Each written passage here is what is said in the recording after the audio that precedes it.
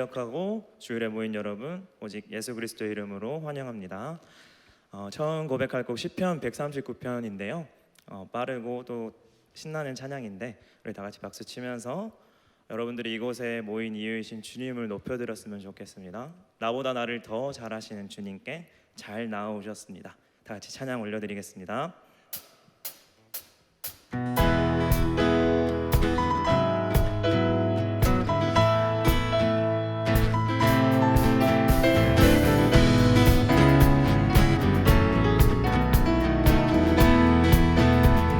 나보다 나를 잘하시는 주님. 아멘. 내가 주를 떠나 어디로 가겠나이까. 나 어딜 가든지 주의 손이 나를 인도하시며 주의 오른손이 나를 붙드시리라.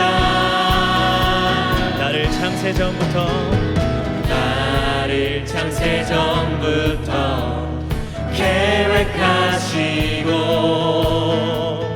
지금까지 인도하시네.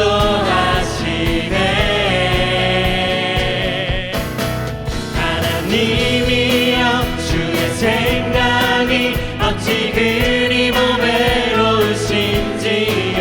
나의 생각보다 나의 뜻보다 더 크고 놀라우신 주님. 하나님이여 나를 살피사 나의 마음을 다시오니 나를 영원한 길로 인도하소서.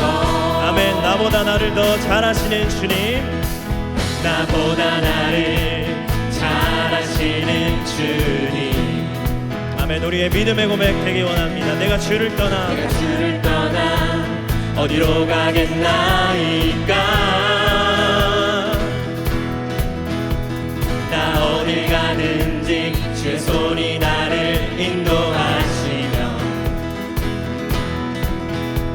주의 오른손이 나를 붙드시리라. 우리 한 번만 더 고백할까요? 나보다 나를 한 번만 더 고백합시다. 나보다 나를 잘하시는 주님. 내가 주를 떠나 어디로 가겠나이까. 나 어딜 가든지 주의 손이 나를 인도하시며 주의 오른손이 나를 붙드시리라. 아멘. 나를 창세전부터 계획하시고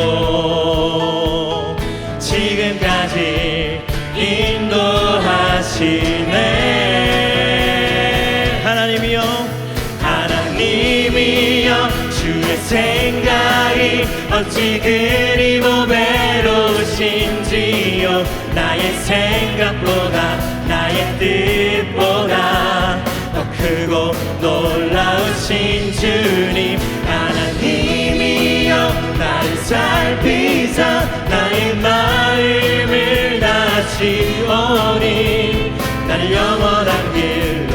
다시 한 번 더. 하나님이여 주의 생각이 어찌 그리 보배로우신지요. 나의 생각보다 나의 뜻보다 더 크고 놀라우신 주님. 하나님이여 나를 살피사 나의 마음을 다시오니 나를 영원한 길로 인도하소서. 아멘. 우리의 생각하시고 우리의 길을 인도하시는 주님께 영광과 감사의 박수 올려드립니다. 아멘. 주님만 영광 받아주시옵소서.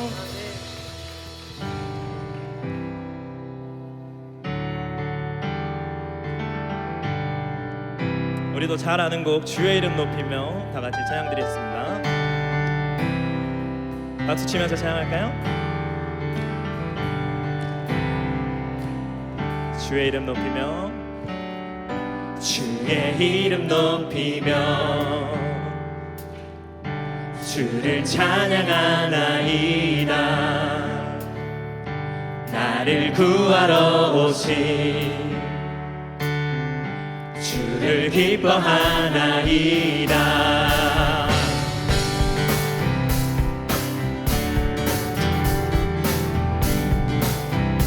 다시 한번 주의 이름 높이며 주의 이름 높이며 주를 찬양하나이다.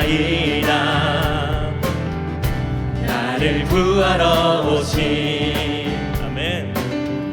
주를 기뻐하나이다. 우리 큰 목소리로 하늘 영광 버리고 하늘 영광 버리고 이 땅 위에 십자가를 지시고 죄사했네.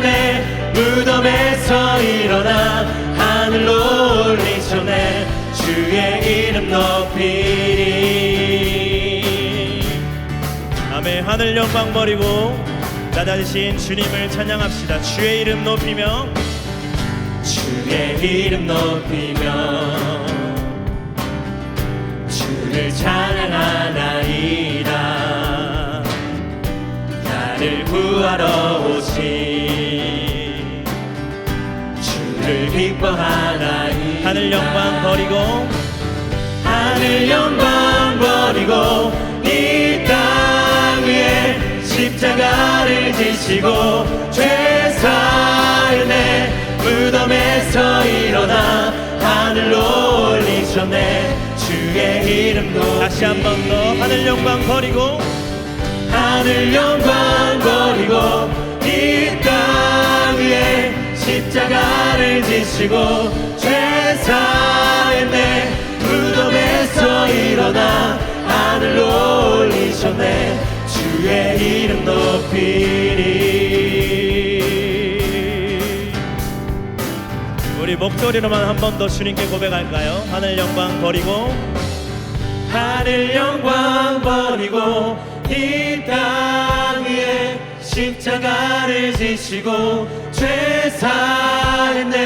무덤에서 일어나 하늘로 올리셨네. 주의 이름 높이. 하늘 영광 하늘 영광 버리고 이 땅 위에 십자가를 지시고 죄사했네.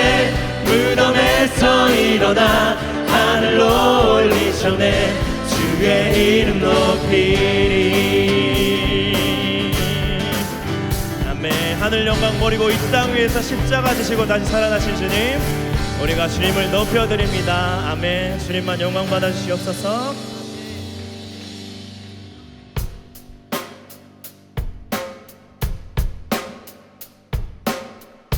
다음 찬양도 익숙하시죠? 주님 한 분만으로라는 찬양인데요, 우리가 또한 주님 한 분만으로 만족하는 자들 됐으면 좋겠습니다. 다 같이 박수 치시면서 고백했으면 좋겠습니다.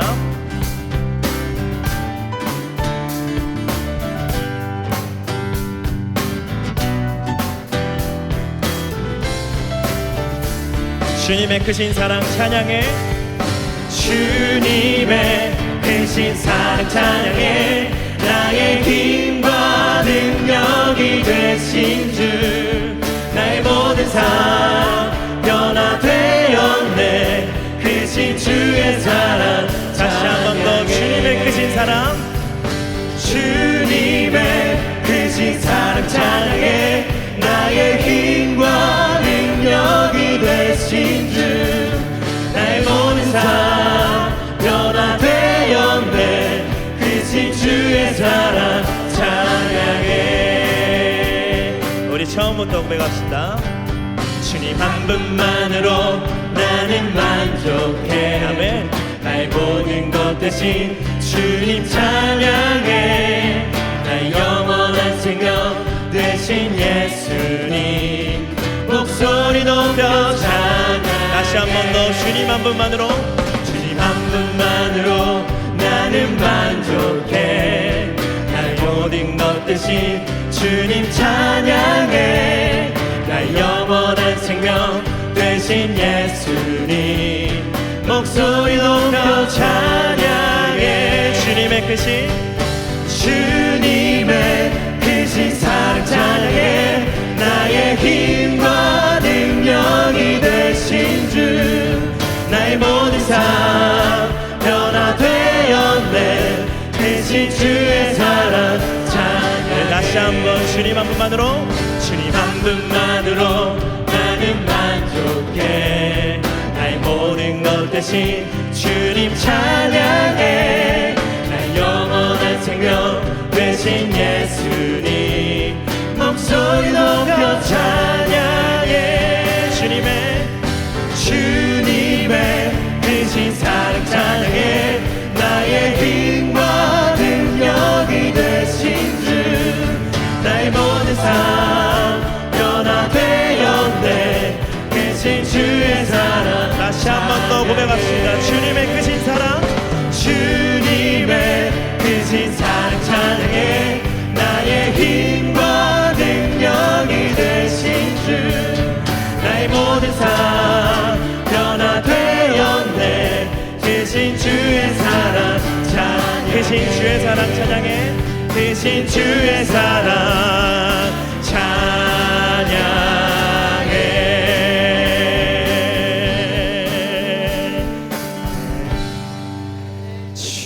주님의 크신 사랑 찬양해 나의 힘과 능력이 되신 주 나의 모든 삶 변화되었네 크신 주의 사랑 다시 한번 올려드립시다. 주님의 크신 사랑 주님의 크신 사랑 찬양해 나의 힘과 능력이 되신 주 나의 모든 삶 변화되었네 크신 주의 사랑 찬양해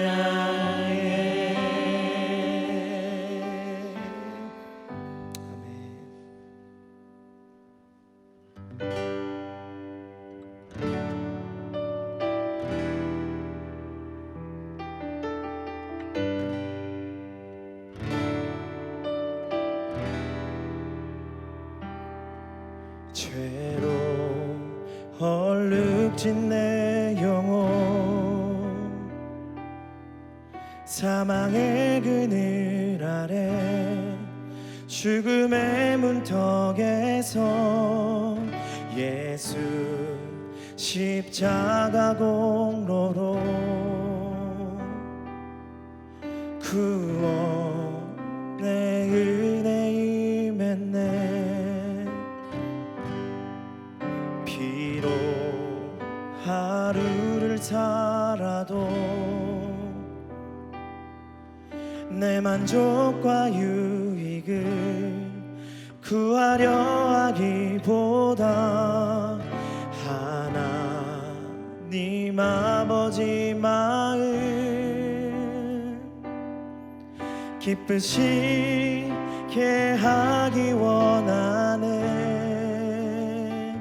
전심으로 하나님께 돌아가자 전심으로 우리 아버지께 돌아가자 돌아서 가던 길에서 회개하라 하나님만을 더 사랑하자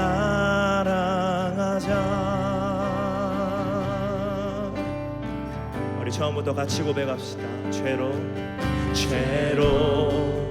얼룩진 내 영혼 사망의 그늘 아래 죽음의 문턱에서 예수 십자가 공로로 구원의 은혜 임했네 비록 하루를 살아도 비록 하루를 살아도 내 만족과 유익을 구하려 하기보다 하나님 아버지 마음 기쁘시게 하기 원하네. 전심으로 하나님께 돌아가자. 전심으로 우리 아버지께 돌아가자. 돌아서 가던 길에서 회개하라. 하나님만을 더 사랑하자. 전심으로 하나님께 돌아가자. 전심으로 우리 아버지께 돌아가자. 돌아서 가던 길에서 회개하라. 하나님만을 더 사랑하자. 우리 이 시간 두 손 모으고 기도했으면 좋겠습니다. 하나님 아버지, 우리가 돌아서 가던 그 길에서 하나님을 기억하지 못하던 그 자리에서 돌아서기 원합니다. 전심으로 하나님께 돌아오라는 하나님께서 말씀하시는 우리를 향한 그 긍휼과 자비의 그 말씀을 우리가 얼마나 많이 무시하고 얼마나 많이 또 영광을 가렸는지요. 아버지, 우리가 입으로만 사는 자들이 아니라 주님의 말씀으로 사는 자들이 될 수 있도록 도와주시옵소서. 예배를 앞두고 전심으로 하나님께 돌아가자. 우리를 구원하신 예수 그리스도만이 우리의 소망 될 수 있도록, 우리의 빛 될 수 있도록 하나님 한 분 우리 마음에 모시는 기도 이 시간 드렸으면 좋겠습니다. 다 같이 기도드리겠습니다. 하나님 아버지, 이 시간 주님께 돌아가기 원합니다. 우리가 진정으로 회개하기 원합니다. 정말 주님께 돌아섰던 주님 아닌 것으로 만족하려고 했던 나의 모습들을 돌이켜오니 우리의 마음을 받으시고 우리 몸에서 한 제사를 받아주시옵소서. 우리가 몸 밖에 드릴 것이 없사오나 우리를 향해 하시는 그 사랑이 너무나 크시기에 그것이 뚫지 못할, 그것이 촉하지 못할 것은 없기에 하나님, 이 땅에 어떤 것도 천사도 죽음도 생명도 어떤 것도 주님의 사랑에서 우리를 끊을 수 없음을 믿습니다. 아버지, 담대히 나아가게 하셔서 더욱더 전심으로 하나님 한 분만을 구하는 자들 될 수 있도록 우리 안에 성령이여 역사해 주옵소서. 오 주님, 주님 한 분만이 우리의 소망 되십니다. 주님 한 분만이 우리의 모든 것 되십니다. 아버지의 시간 열려주시고 원악한 우리 마음 가운데 임해 주시옵소서. 주님 한 분만이 우리의 소망이십니다. 주님 한 분만이 우리의 모든 것 되십니다. 우리의 만족 되십니다. 주님 한 분만으로 만족하기 원합니다. 아버지, 우리보다 우리 자신을 더 잘하시는 주님, 우리의 길을 다 계획하신 주님, 모든 것 맡기고 나아갈 수 있도록 주님 역사하여 주옵소서. 우리에게 심령이 가난한 자 되게 해주시고 아버지께 통회하는 마음으로 나아간 자 될 수 있도록 도와주옵소서. 주님 아버지 함께 하실 줄 믿습니다. 다 같이 전심으로 하나님께 돌아가자. 전심으로 하나님께 돌아가자. 전심으로 우리 아버지께 돌아가자. 돌아서 가던 길에서 회개하라. 하나님만을 더 사랑하자. 전심으로 하나님께 돌아가자. 전심으로 우리 아버지께 돌아가자. 돌아서 가던 길에서 회개하라. 하나님만을 더 사랑하자. 하나님만을 더 사랑하자. 하나님만을 더 사랑하자. 하나님만을 더 사랑하자.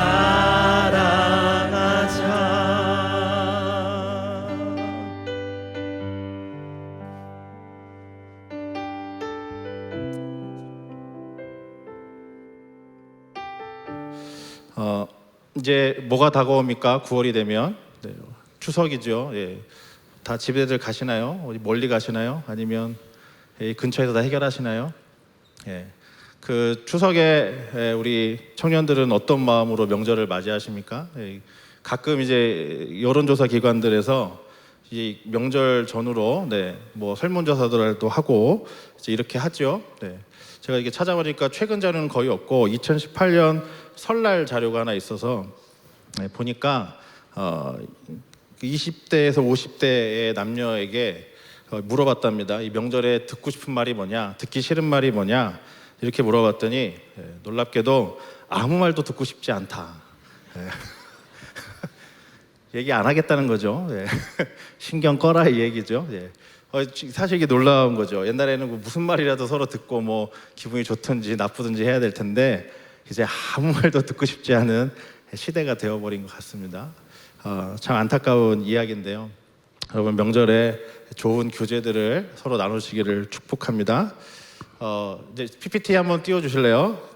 제가 직장인 관련 먼저 조금 하고 이거 할게요. 직장인 관련 유행어가 이렇게 또 많이 돌아다니죠. 이제 38선 4호종 이태백까지는 옛날 버전이죠. 제가 이거 옛날 버전이고, 제가 이제 몇 년 전에 이제 한참 하던 버전이면 이제 56도가 뭐냐면 56세까지 일하면 도둑이랍니다. 자, 그다음에 퇴준생 들어보셨습니까? 퇴사를 준비하는 직장인, 직장인인데 퇴사를 준비하는 직장인을 퇴준생. 제가 취준생이라는 말은 들어봤어도 또 퇴준생이라는 말은 처음 들어봤습니다. 그다음에 이제 제가 이제 여러분하고 한번 같이 보려고 하는데 이 2017년 이제 잡코리아에서 설문조사한 내용인데 이거 이제 통계청 자료니까 좀 신뢰도가 있겠죠. 거기에서 직장생활 신조어 5가지를 이렇게 선정했습니다. 한번 보실래요? 보여주세요. 1위. 자, 1위가 월급 로그아웃 28.9%. 그래서 월급이 들어오자마자 사라지는 현상을 가리켜서 월급 로그아웃이라고 그렇게 부른답니다. 자, 2위 한번 보겠습니다. 2위. 직장살이. 자, 이거 22.9%인데요. 시집살이에 빗대어서 상사, 선배 등살에 시달리는 고충을 직장살이다 이렇게 표현한다고 합니다. 공감이 좀 되세요, 이게? 감사합니다. 이렇게 반응해 주시면 설교자가 힘이 나서 자, 내가 자료 조사를 잘했구나 이렇게 스스로 위안을 받습니다. 자, 3위 보겠습니다. 3위 반퇴 세대 20.8%, 조기 퇴직을 한 후에 다시 새로운 일자리를 찾는 세대 40대 후반. 제 얘기입니다. 제 얘기. 남의 얘기가 아니라 제가 이제 40대 이제 후반으로 꺾여 들어가기 시작했는데 제 고민이죠. 반퇴 세대. 자, 4위 보겠습니다. 4위 메신저 감호 20.7%, 모바일 메신저 카톡으로 언제 어디서나 업무 제시를 하는 것을 의미한답니다. 그래서 왜 퇴근했는데도 뭐 이렇게 상사들이 계속 연락하는 거죠. 카톡 하면서 했을 때 이제 말하는 표현인 것 같습니다. 마지막 5번째 야근각 19.5%인데 자, 야근할 일이 많아지면서 저녁이 없어진 직장인들의 삶을 이제 이야기한다고 합니다. 물론 2년 전 거니까 또 많이 바뀌었겠죠. 그래도 요즘엔 저녁이 있는 삶을 좀 사시나요? 아닌가요? 52시간 되면서 좀 나아지시지 않았어요? 아마 요거는 좀 바뀌지 않을까 그런 생각이 드는데 자, 이 5가지를 보면서 여러분 어떤 생각이 드세요? 어떤 마음이 드세요? 쉽게 말하면 직장생활 하기 쉽지 않다 이런 얘기죠. 근데 여러분 예나 지금이나 옛날에도 그랬고요. 계속 쉽지 않을 거예요. 그거는 별로 달라질 것 같지 않습니다. 또 이제 3번째로 소개할 얘기가 이제 그 M4 세대에 대한 이야기 많이 들어보셨을 텐데 자 보시면 연애, 결혼, 출산, 내 집 마련, 인간관계, 뭐 희망, 꿈 이거 다 포기한 세대 이제 M4 세대라고 하죠. 그래서 이게 원래 시작이 3포 세대부터 시작을 했습니다. 3포에서 5포, 7포 그리고 이제 M4로 가는데 자 3포 세대는 뭐였냐면 한번 보여주실래요? 다음 슬라이드. 보시면 3포 세대는 연애, 결혼, 출산을 포기하셨대요. 근데 이제 이게 5포가 되면서 뭐가 더 들어가요? 취업하고 집이 들어가고 7포가 되면서 인간관계하고 꿈이 들어가고 여기서 이제 더 포기할 게 없을 것 같은데 N4라고 하는 말까지 나온 걸 보면 더 포기할 게 또 생긴 것 같습니다. 무슨 얘기일까요? 우리 삶이 계속해서 포기할 일들만 자꾸 생기는 어려운 시대에 저와 여러분이 살고 있다는 얘기겠죠. 그러니까 다포 시대를 우리가 살고 있는 것 같습니다. 너무 말씀 전하는데 우울한 얘기를 해서 죄송해요. 명절 앞두고 좋은 얘기 해야 되는데 자, 우리의 현실이 그렇게 녹록지 않다. 그리고 더 이제 얘기하면 절망적이다까지 표현할 수 있는 시대를 우리 젊은 세대들이 살아가고 있는 것이 뭐 크게 잘못된 진단 같지는 않습니다. 그렇다고 우리가 그런 시대를 사는데 그러면 뭐 그냥 넉넉히 지내야 되냐? 그건 아니겠죠. 우리가 신앙생활을 한다는 것, 또 하나님을 바라본다는 것은 그런 상황 속에서도 우리에게 주시는 하나님 메시지가 있기 때문에 우리가 그것에 귀를 기울이고 그것을 들어보려고 이 자리에 저와 여러분이 있다라고 여겨집니다. 그래서 오늘 이 엘리야의 이야기를 가지고 여러분과 제가 좀 힘을 얻고 용기를 얻고 하나님 주시는 은혜를 맛봤으면 좋겠습니다. 오늘 말씀의 배경을 조금 이제 말씀을 드리면 오늘 19장의 이야기를 우리가 읽었는데 여러분 18장의 이야기를 혹시 아시는지 모르겠습니다. 주일학교를 잘 다닌 분들은 이제 엘리야 이야기를 조금 아시죠? 이 18장 이야기를 알 텐데 엘리야와 바알 선지자들의 대결. 그래서 1대 850의 이 대결이 있습니다. 그게 이 앞에 18장의 이야기입니다. 그래서 엘리야 왕 누구랑 대결을 하냐면 바알과 아세라를 따르는 선지자들 850명이 이제 대결합니다. 누가 진짜 하나님이냐?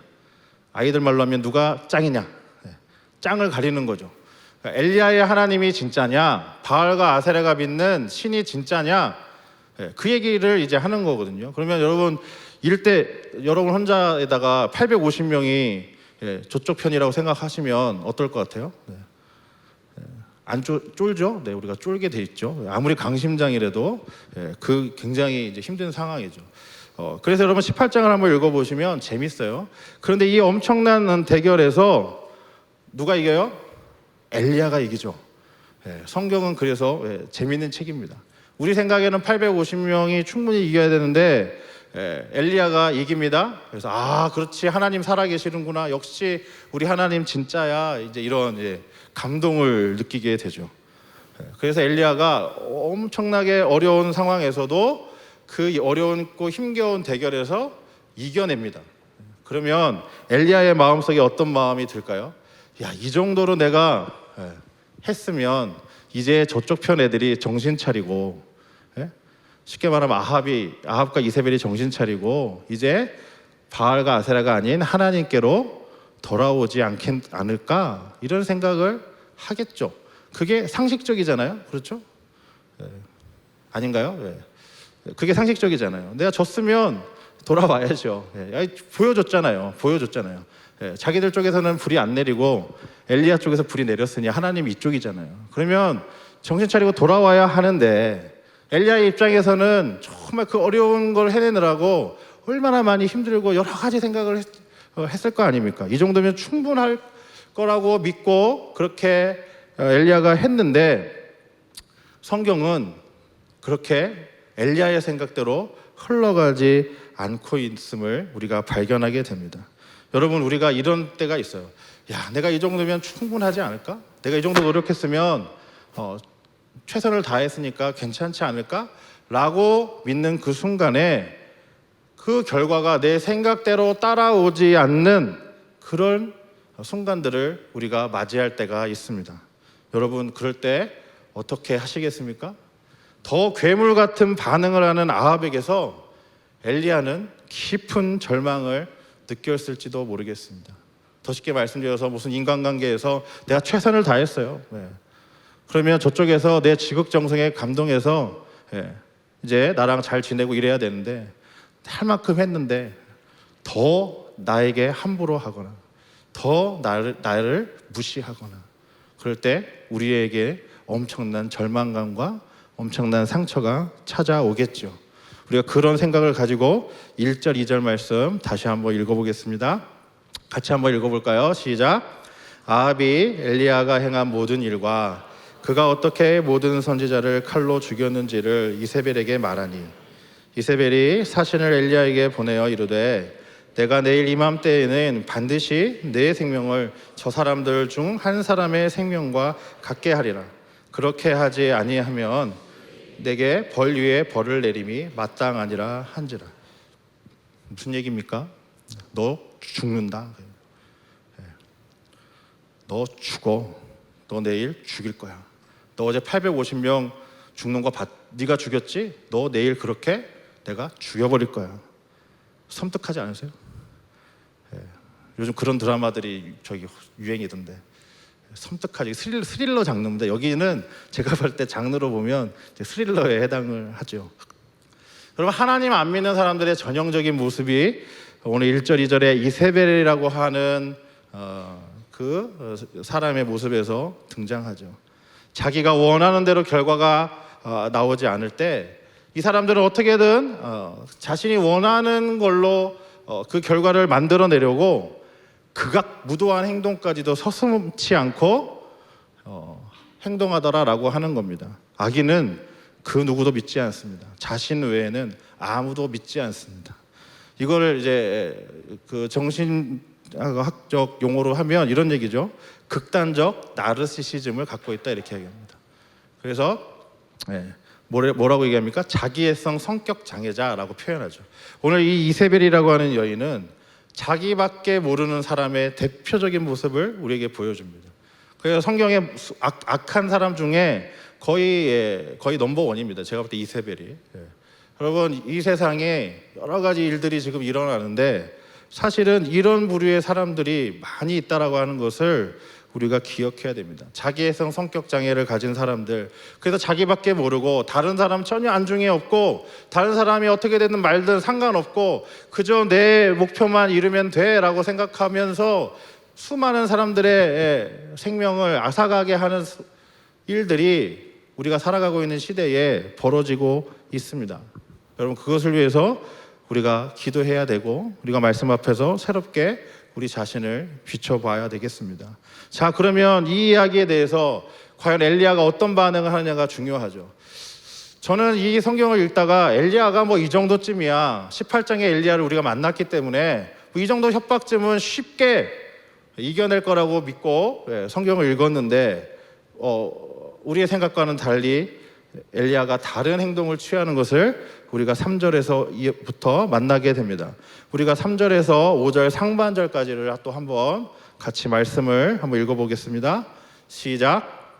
그가 이 형편을 보고 일어나 자기의 생명을 위해 도망하여 유다에 속한 브엘세바에 이르러 자기의 사환을 그곳에 머물게 하고 자기 자신은 광야로 들어가 하룻길쯤 가서 한 로뎀나무 아래에 앉아서 자기가 죽기를 원하여 이르되 여호와여 넉넉하오니 지금 내 생명을 거두시옵소서. 나는 내 조상들보다 낫지 못하나이다 하고 로뎀나무 아래에 누워 자더니.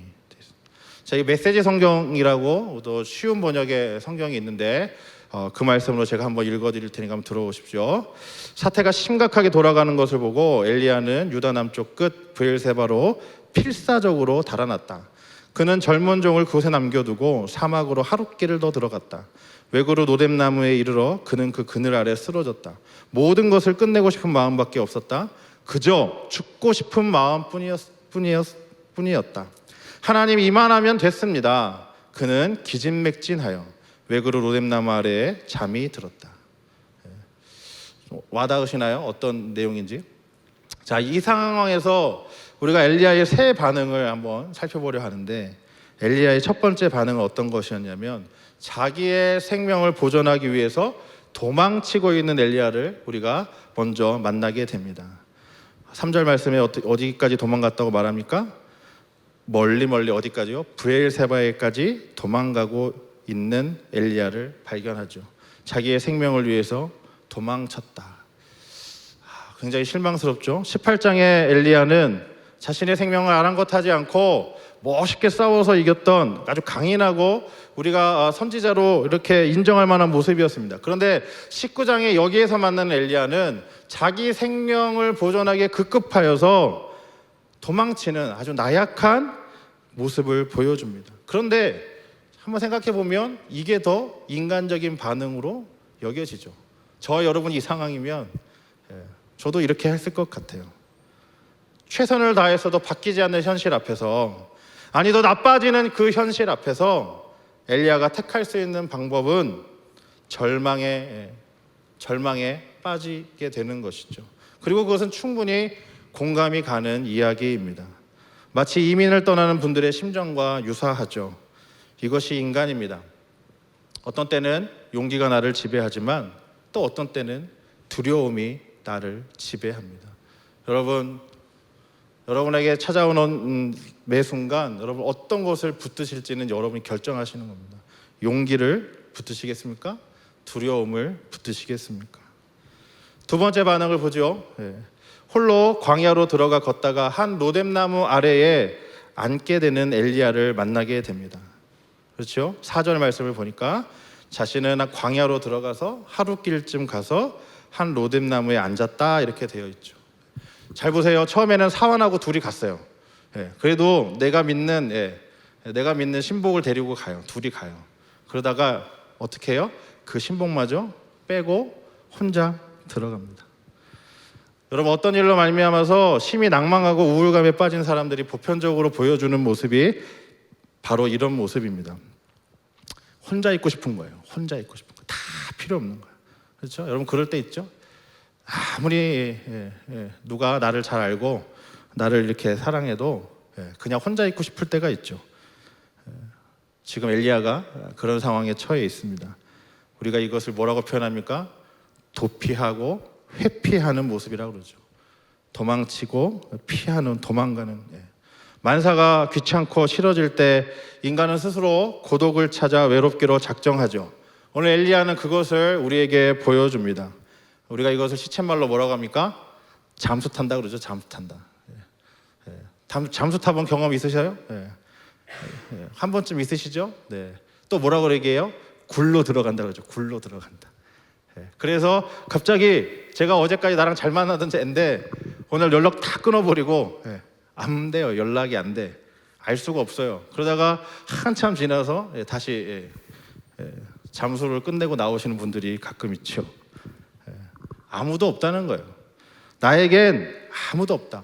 심지어 누구마저 하나님마저 없다라고 지금 엘리야는 생각하는 겁니다.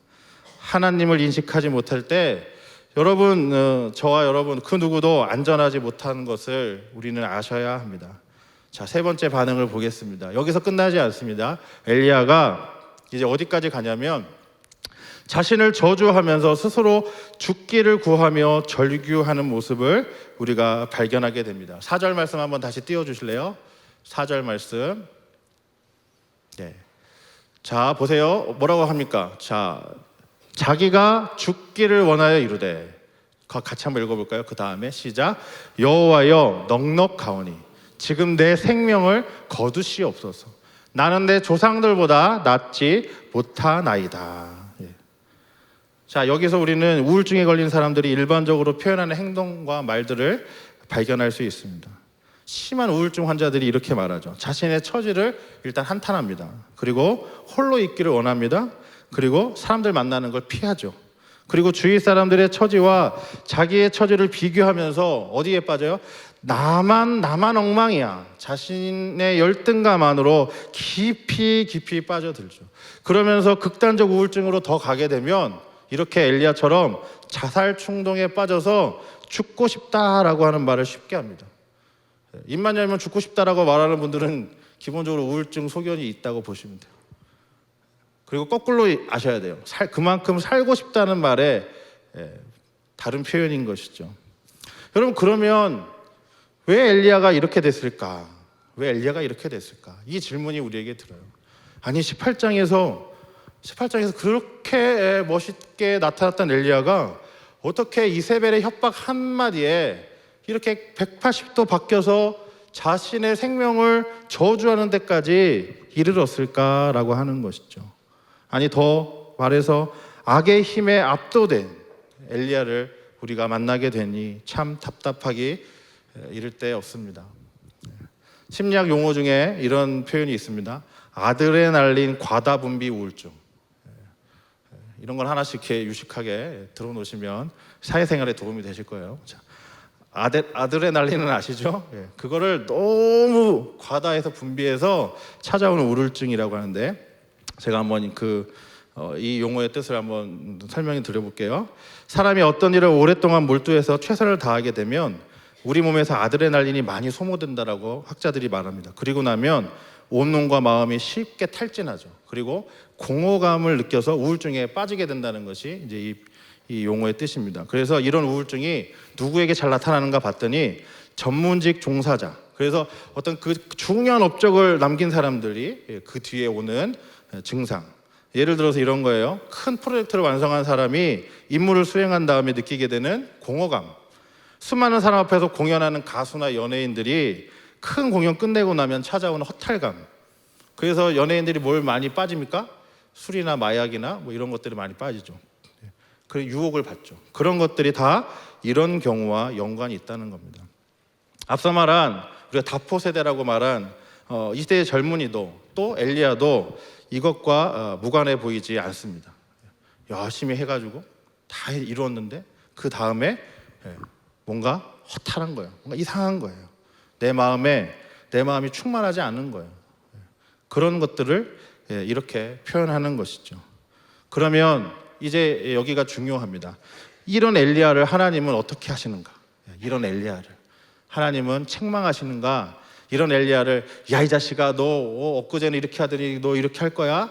라고 막 뭐라고 나무라시는가? 아니면 그 엘리야를 하나님 어떻게 만나시고 다루시는가? 이게 중요한 거죠. 저와 여러분은 엘리야랑 크게 다르지 않아요. 어떤 때는 용기 있게 멋있게 이렇게 막 할 수 있어요. 그러다가 어떤 때는 작은 거에 낙심하고 실망해서 이렇게 엘리야처럼 죽겠습니다 도망가고 싶은 마음이 들 때가 있더라는 겁니다. 근데 여기서 중요한 건 하나님이죠. 하나님. 그래서 이 5절부터 이 8절까지 말씀이 굉장히 중요합니다. 자, 하나님이 이런 엘리야를 어떻게 하시는지 우리가 한번 말씀으로 들어가서 또 같이 읽어보겠습니다. 5절 하반절부터 8절까지 말씀 우리 천천히 한번 읽어볼게요. 시작. 로뎀나무 아래에 누워 자더니 천사가 그를 어루만지며 그에게 이르되 일어나서 먹으라 하는지라. 본즉 머리맡에 숯불에 구운 떡과 한 병 물이 있더라. 이에 먹고 마시고 다시 누웠더니 여호와의 천사가 또 다시 와서 어루만지며 이르되 일어나 먹으라. 내가 갈 길을 다 같이 못할까 하노라 하는지라. 이에 일어나 먹고 마시고 그 음식물의 힘을 의지하여 40주 40야를 가서 하나님의 산 호렙에 이르니라. 엘리야는 지금 육체적으로 탈진했습니다. 정신적으로 우울증이 극에 달했죠. 급기야는 그래서 깊은 잠에 빠지게 되었습니다. 그러나 하나님은 인간적인 실패와 좌절의 결과로 나타난 그 수면 현상을 이용하고 계심을 발견합니다. 그래서 그걸 이용하셔서 엘리야를 치유해 주시기 시작합니다. 엘리야가 잠을 통한 휴식이 필요했다는 것을 아신 하나님은 그를 계속해서 자게 했다가 다시 깨워서 먹이시고 또 자게 하시는 일을 반복하시는 것을 우리가 말씀 가운데 확인하게 되죠. 그것도 아주 오랜 시간 동안 40일 동안 하고 계신 것을 만나게 됩니다. 여러분 성경에서 40이라는 숫자는 완전수입니다. 그래서 이스라엘 백성이 40년 광야 생활하죠. 예수님이 시험 받을 때 어떻게 하세요? 40일 금식하시죠. 이 40은 중요한 숫자예요. 40은 충분한 시간, 완전한 시간을 뜻합니다. 자, 지금 엘리야에게 하나님이 어떻게 하셨다는 거예요? 충분한 시간을 가지고 회복의 치유의 시간을 가지셨다는 겁니다. 5절 말씀에 보면 천사가 그를 어루만졌다라고 표현하죠. 그리고 7절에 보시면 또 천사가 또 와서 어루만졌다라고 표현합니다. 이것을 이렇게 표현할 수 있습니다. 거룩한 안마. 여러분 너무 심각하게 듣고 계셔서 옆에 계신 분이 친하시면 우리 안마 잠깐 한번 해주시죠. 자, 필요하실 텐데 막바지니까 설교 막바지니까 자 끝까지 힘내시라고 한 번씩 이렇게 안마해 주시면 좋겠어요. 어루만졌다. 어루만졌다. 누가 이렇게 안마해 주면 어떠세요? 시원하죠? 좋죠? 마음이 느껴지니까. 이 어루만졌다라고 하는 히브리어 표현이 나아가라고 하는 것인데 이 뜻이 이르는 겁니다. 효과를 느끼도록 두드리다 치다라고 하는 뜻입니다. 천사가 지금 잠자고 있는 엘리야를 회복하기 위해서 어떻게 하는 거예요? 계속해서 와서 어루만지는 거예요. 거룩한 안마를 계속해 주는 거예요. 왜요? 하나님의 손길이 느껴지도록. 엘리야에게 하나님 계시다라고 하는 사실을 다시 깨닫게 하기 위해서 사랑의 마음을 가지고 천사가 계속해서 와서 어루만지고 그렇게 하고 있는 것을 보게 됩니다. 이게 하나님의 엘리야를 만나는 첫 번째 방식입니다. 거룩한 안마의 방식. 자, 두 번째 방식을 보니까 이런 표현이 나옵니다. 6절에 머리맡에 숯불에 구운 떡과 한 병 물이 있더라. 떡과 생수를 주시는 거죠. 육체적인 필요를 돌보시는 하나님을 만나게 됩니다. 하나님이 그냥 와서 야 이놈아 정신 차려 한마디 말하고 가는 게 아니에요. 오늘 하나님이 엘리야를 회복시키시는 방법들을 잘 보면 말이 아니에요. 말이 아니에요, 여러분. 이게 중요한 거예요. 100말 1000마디 그걸로 위로하고 이런 거 그게 더 중요한 게 아니에요. 하나님이 엘리야를 치유하시는 방식은요 아주 구체적이에요. 아주 현실적이에요. 그렇죠? 필요한 것을 탁탁 갖다가 그 앞에다가 갖다 주시는 거예요. 네. 이게 중요한 거예요. 여러분 내 방식대로 위로하는 분들 되게 많아요. 그거 다 안 됩니다. 그 사람이 원하는 방식으로 다가가는 겁니다. 그게 하나님 방식입니다. 내 방식이 아니라. 엘리야에게 뭐가 필요할까? 하나님 계속 고민하시고 그 필요를 제일 먼저 채우시는 하나님을 만나게 됩니다. 그래서 구체적이고 실질적 방법을 가지고 몸과 마음의 필요를 돌보시고 충분한 시간을 갖고 회복시키시죠. 엘리야에게 공급한 떡과 생수는 아주 넉넉하고 충분한 양이었습니다. 그래서 8절 말씀에 메시지 성경으로 읽어보면 이런 표현이 나와요. 그는 일어나서 실컷 먹고 마신 후에 길을 떠났다 이렇게 되어 있습니다. 네. 실컷이라고 하는 표현이 중요하죠. 그냥 이렇게 먹은 게 아니라 충분히 배부르게 먹으면 여러분 충분히 배부르게 먹으면 어때요? 기분이 나빠져요? 좋아지죠. 좋아집니다. 저희 집 식구들은 먹는 걸 좋아해서 제 몸매도 그래서 이렇게 크죠. 뭘 잘 먹고 나면 그렇게 행복해합니다. 엘리야가 그랬던 것 같아요. 실컷 먹고 마신 후에 이제 길을 떠났다 이렇게 되어 있습니다. 그러면서 하나님 뭐라고 하세요? 일어나 먹으라. 흔들어 깨우시는 하나님, 우리 여기서 만날 수 있게 되는 것이죠.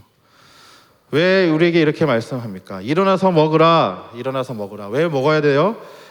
여기 중요한 표현이 나와요. 갈 길이 아직도 많이 남아 있기 때문에 그렇습니다. 자, 여러분 보세요. 7절 말씀 보시면 7절 말씀 뒤에 보시면 이렇게 얘기합니다. 일어나 먹으라. 내가 갈 길을 다 가지 못할까 하노라 하는지라.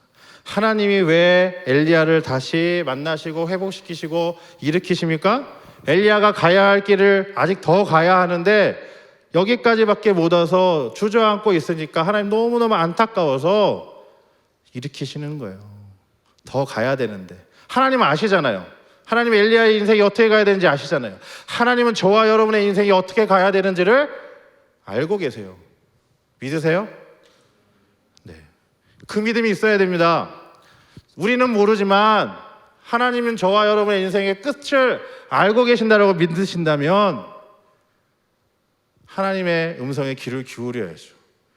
엘리야는 거기서 멈췄어요. 내가 여기가 끝인가 보다. 그럴 때가 많아요. 근데 사실 우리 나약해서. 그러나 이 말씀을 기억하십시오. 일어나 먹으라. 아직 갈 길이 많이 남았다. 갈 길이 곧될 테니까 일어나서 먹어야 된다. 지금 엘리야에게 하나님 말씀하고 있습니다. 아직도 우리에겐 가야 할 인생의 여정이 있다는 것이죠. 그런데 그 길은 여전히 곧될 것입니다. 장밋빛 환경으로 바뀌는 것이 아닐 수 있습니다. 환경은 오히려 그대로고 더 나빠질 수도 있습니다. 여전히 절망스러운 현실이 저 여러분 앞에 놓일지도 모르겠습니다. 그러나 우리는 어때요? 가야 합니다. 멈추면 안 됩니다. 이게 중요한 거예요. 가야 합니다. 예수님께서 알고도 걸어가셨던 것처럼 무리가 아닌 제자의 길은 그런 겁니다. 어려워도 가는 겁니다. 왜요? 하나님이 우리 손을 붙잡고 함께 하시기 때문에 그렇습니다. 그리고 그 여정의 끝에는 우리가 알지 못하는 크고 놀라운 비밀을 우리에게 예비해 놓으셨기 때문에 그렇습니다. 그것은 세상에서 말하는 유한한 기준을 가진 가치들로 평가하진 것이 아니라 하나님 나라의 무한한 가치로 측량되는 것들로 채워주실 거라는 믿음을 갖고 가는 겁니다. 그래서 여러분, 신앙생활은 무리에서 제자로 가는 겁니다. 처음에 뭐가 필요해서 하나님 믿기 시작했더라도 하나님을 믿고 나서, 예수님을 믿고 나서 우리가 어디로 가야 되냐면 예수님 십자가 지셨던 그 길로 나도 따라 같이 가는 겁니다. 그게 제자의 길입니다. 여러분, 쉽게 신앙생활 하시려고 했으면 멈추시고 고민하셔야 돼요. 지금이 되게 중요하거든요, 사실. 20대, 30대가 너무 중요해요. 제가 살아보니까 그래요. 그리고 이때는 정말 놀랍게 하나님이 많은 것들을 여러분에게 훈련시키시고 연단시키시고 채워주시고 변화시키시는 아주 황금 같은 시기입니다. 저도 그랬습니다. 저도 변한 게 20대 후반입니다. 이상한 생각 갖고 살다가 20대 후반에 하나님 탁 제대로 만나고 정신 차리고 하다가 여기까지 와 있네요.